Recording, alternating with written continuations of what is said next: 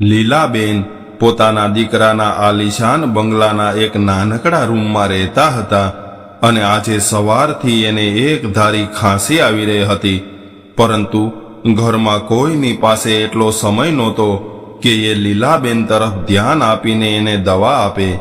લીલાબેન પોતાના સગા દીકરાના ઘરમાં નોકર કરતાં પણ ખરાબ હાલતમાં રહેતા હતા, એટલે ઊભા થઈને ઘરમાંથી જાતે દવા લેવી હોય અથવા તો કોઈ પણ વસ્તુને અડવા માટે પણ એને પોતાની વહુ અને દીકરાની પરવાનગી લેવી પડતી. સતત ખાંસીનો અવાજ સાંભળીને એની વહુ રમા બોલી કે અરે, તમે આ ડોશીને અહીંયા શા માટે લઈ આવ્યા છો? એ તો રાત દિવસ ખો ખો કરતી રહે છે અને આખા ઘરનું વાતાવરણ બગાડતી રહે છે. વહુનો ઠપકો સાંભળીને લીલાબેન જેમ તેમ કરીને પોતાનું મોં દબાવીને ખાંસી રોકવાનો પ્રયાસ કરવા લાગ્યા. ત્યારે જ એનો દીકરો પારસ ત્યાં આવી ગયો અને કહેવા લાગ્યો કે મમ્મી, તમે આખો દિવસ રૂમમાં પડ્યા રહો છો અને ખાંસી કરીને ઘરનું વાતાવરણ બગાડી મૂક્યું છે. હવે તમારી ઉંમર પણ થઈ ગઈ છે, એટલે તમે એકલા તો નથી રહી શકતા. એટલે મેં એવું વિચાર્યું છે કે તમને વૃદ્ધાશ્રમમાં મૂકી આવું, કેમ કે ત્યાં તમને બધી જ સુવિધાઓ મળી જશે. ત્યાં તમારા જેવા બીજા ઘણા બધા વૃદ્ધ લોકો રહેતા હોય છે, એટલે તમને એની સાથે રહેવામાં આનંદ આવશે અને તમે ત્યાં આરામથી રહી શકશો. તમે એ લોકો સાથે તમારા સુખ દુઃખની વાતો કરી શકશો અને ત્યાં ભોજન પણ સારું મળશે. અમે મહિનામાં એકાદ વાર તમને મળવા આવતા રહીશું અને ત્યાં બધા જ તમારી ઉંમરના હોવાથી તમારું મન લાગ્યું રહેશે. અહીં આ ફ્લેટમાં રહેવામાં તમને તકલીફ પડે છે. દીકરાના મોઢેથી વૃદ્ધાશ્રમનું નામ સાંભળીને લીલાબેનની આંખો ભરાઈ આવી અને એ ધીમા સ્વરે કહેવા લાગ્યા કે બેટા, મારા શરીરમાં જરાય તાકાત નથી રહી અને મારા હાથ પગ પણ કામ નથી કરતા. હું હવે થોડા દિવસની મહેમાન છું અને મારે મારો અંતિમ સમય તમારી સાથે રહીને વિતાવવો છે, એટલે મારે ક્યાંય નથી જવું. આવું સાંભળીને પારસ ગુસ્સો કરીને કહેવા લાગ્યો કે માં, અમારે તમારી મરજી નથી જાણવી, પરંતુ હું અમારો નિર્ણય સંભળાવવા આવ્યો છું અને આ અમારો અંતિમ નિર્ણય છે. આટલું સાંભળતા જ લીલાબેનની આંખોમાંથી આંસુ વહેવા લાગ્યા અને રડતા રડતા કહેવા લાગ્યા કે દીકરા, તું મને આપણા ગામમાં આપણા જૂના ઘરે પાછી મૂકી જા. ત્યાં હું એકલી રહી લઈશ. ગામડે રહીને ગમે એમ કરીને હું મારું ગુજરાન ચલાવી લઈશ, પરંતુ મારે બીજે ક્યાંય રહેવા નથી જવું. આવું સાંભળીને પારસ વધારે ગુસ્સે થઈ ગયો અને કહેવા લાગ્યો કે માં, તમે કયા ઘરની વાત કરો છો? તમે વૃદ્ધ થઈ ગયા છો, એટલે મને એવું લાગે છે કે તમે બધું ભૂલી ગયા છો, કેમ કે અહીંયા આવતા પહેલા એ ઘર તો તમે મારા નામ પર કરી દીધું હતું અને હવે મેં એ ઘર અને ખેતર બધું જ વેચવા કાઢ્યું છે. હમણાં થોડા દિવસ પહેલા મારે એક પાર્ટી સાથે વાત પણ થઈ ગઈ છે. આવું સાંભળીને લીલાબેન ચોંકી ઉઠ્યા, પરંતુ આ ઉંમરે દીકરા સામે બોલવાની એની હિંમત નહોતી. ત્યારે પારસ એની પત્નીને કહેવા લાગ્યો કે આપણે થોડા દિવસમાં મમ્મીને વૃદ્ધાશ્રમે મૂકી આવશું, એટલે હવે તું એની ચિંતા કરવાનું છોડી દે. ત્યારે લીલાબેનને મનમાં ને મનમાં ખૂબ ગુસ્સો આવતો હતો. લીલાબેનની ઉંમર 80 વર્ષની થઈ હતી, પરંતુ એના શરીરમાં કોઈ બીમારી નહોતી. બસ ઉંમરના કારણે એના હાથ પગ કામ નહોતા કરતા, એટલે ઉઠવા બેસવા અને ચાલવામાં એને તકલીફ પડતી હતી. દીકરાના આવા વ્યવહારથી લીલાબેન ઘણા દુઃખી થવા લાગ્યા અને એમણે આખો દિવસ કંઈ ખાધું પીધું નહીં અને રાત્રે પણ કશું ખાધા વગર સૂઈ ગયા. બીજા દિવસે સવારે એની દીકરી પૂર્વી એને મળવા આવી. દીકરીને જોઈને એની આંખોમાં આંસુ આવી ગયા.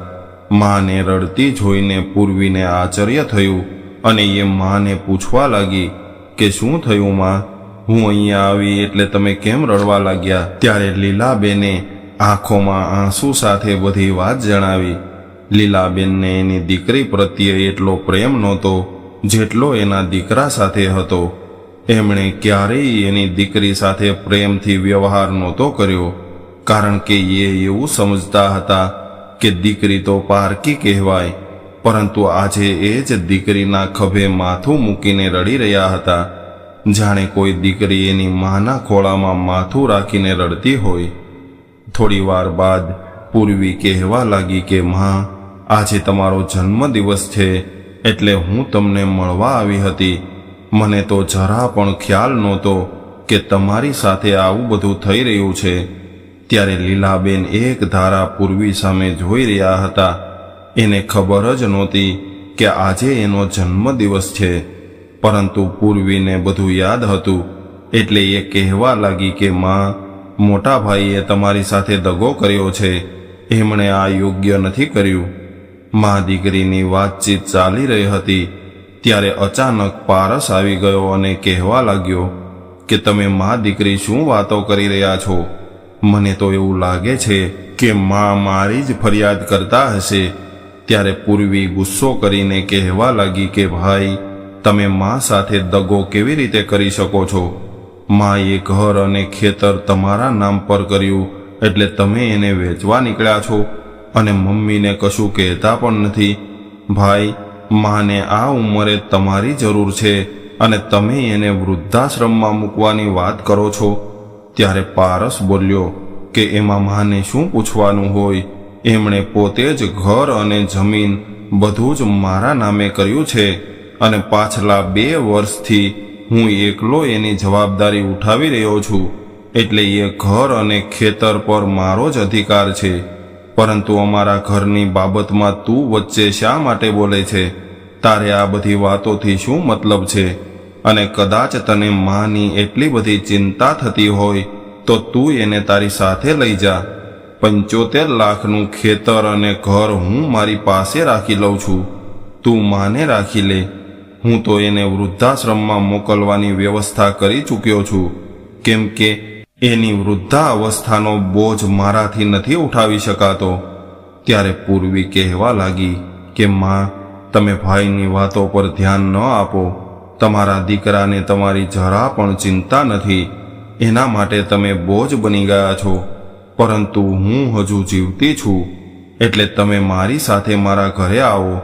હું તમને ખૂબ સારી રીતે રાખીશ અને તમારી સેવા કરીશ.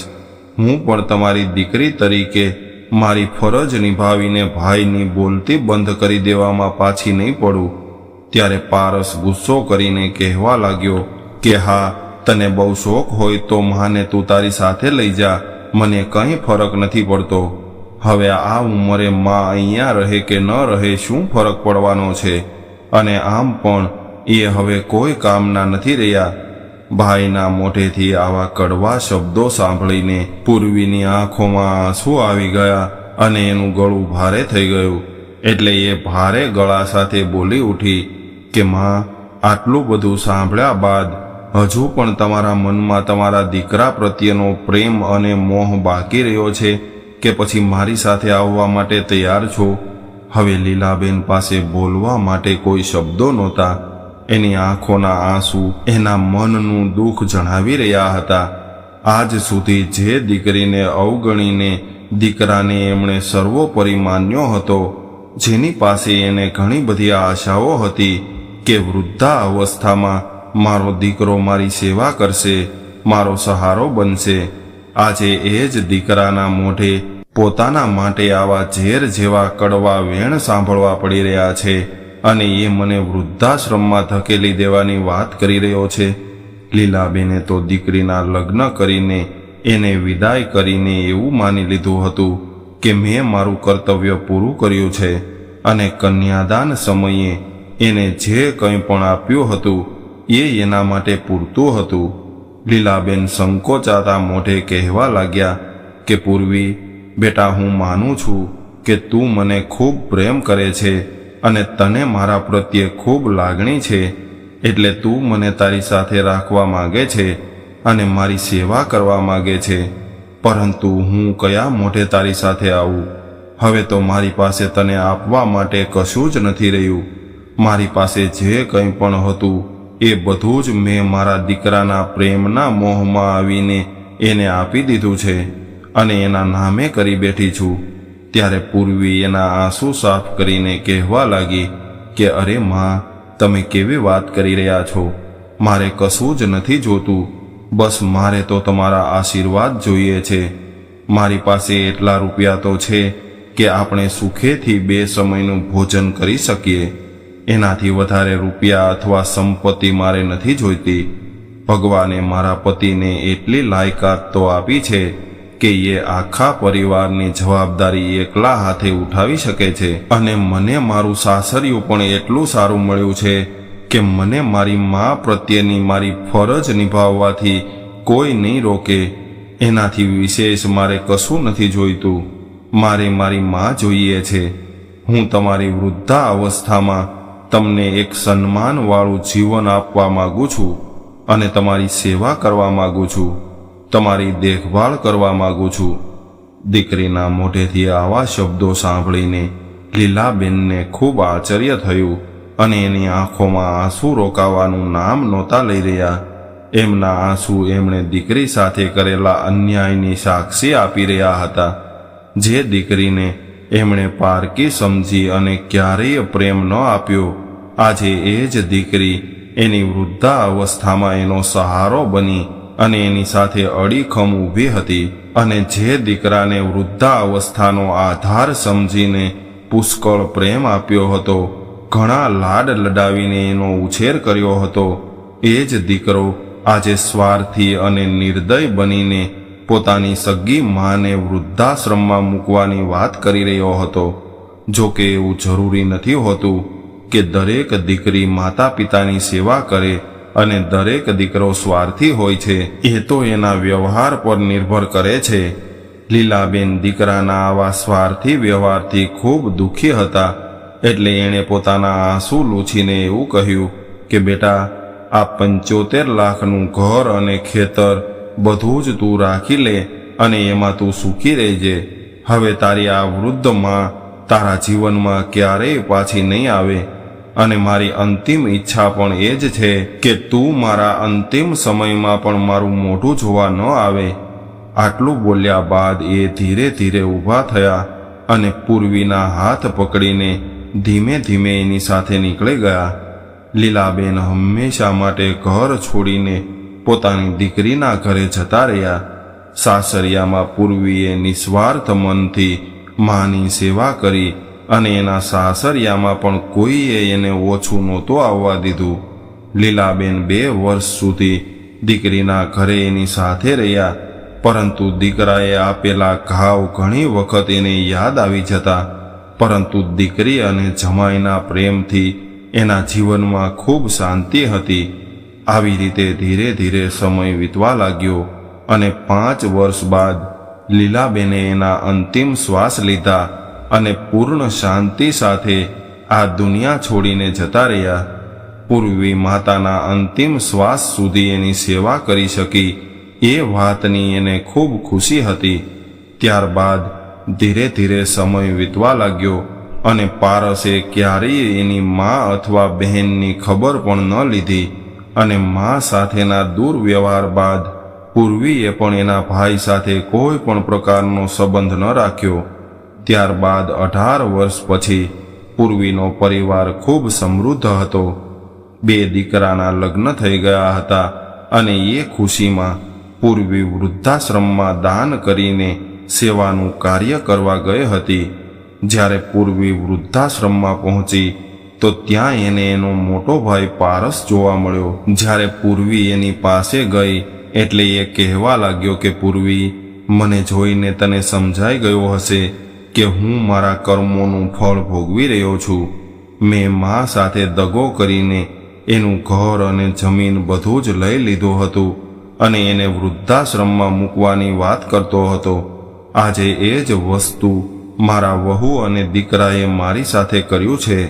આજે મારો દીકરો મને એની સાથે રાખવા નથી માંગતો, એટલે હવે આ ઉંમરે મારે કોઈનો સહારો નથી રહ્યો અને હું વૃદ્ધાશ્રમમાં રહેવા મજબૂર છું. હું તો કમનસીબ નીકળ્યો, પરંતુ મા ખૂબ નસીબદાર હતી કે એને તારા જેવી દીકરી મળી હતી. વૃદ્ધાવસ્થામાં ભલે મેં એને તરછોડી દીધા હતા, પરંતુ એની દીકરીએ એને આશરો આપ્યો હતો. પરંતુ મારા નસીબમાં તો દીકરી પણ નથી, અને 6 મહિના પહેલા તારી ભાભીનું અવસાન થઈ ગયું છે, અને મારી વહુ અને દીકરાએ પણ મને ઘરમાંથી કાઢી મૂક્યો છે, અને હવે આ વૃદ્ધાશ્રમમાં જીવનનો અંતિમ સમય વિતાવી રહ્યો છું.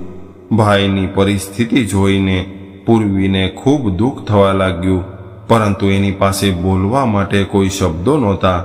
એના મનમાં એક વિચાર આવ્યો કે આ એ જ વ્યક્તિ છે જેણે મારી માને રડાવી અને એની સાથે દગો કરીને બધું જ છીનવી લીધું હતું, અને આજે એને એના કર્મોની સજા મળી છે.